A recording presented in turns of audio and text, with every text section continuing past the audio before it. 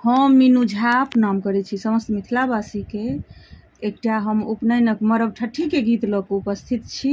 संगमे श्रीमती माला झा सेहो छथि। कोशिश करै छी सभ गोटेके नीक लागय। धन्यवाद। जय मिथिला, जय मैथिली। जन्म सुफल आए भेला के आंगना मारब भेला हे।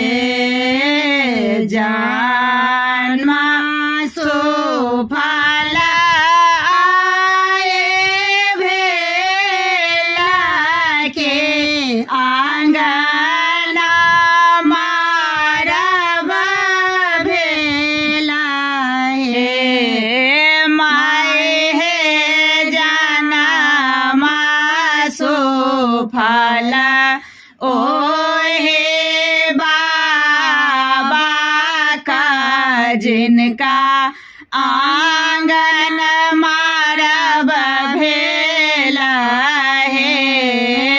माय हे जन्म सुफल ओहे बाबा का जिनका आंगन मारब भेला हे।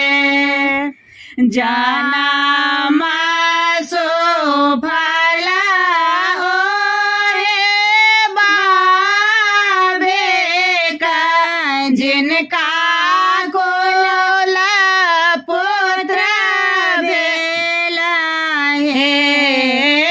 माय हे पिया रे खा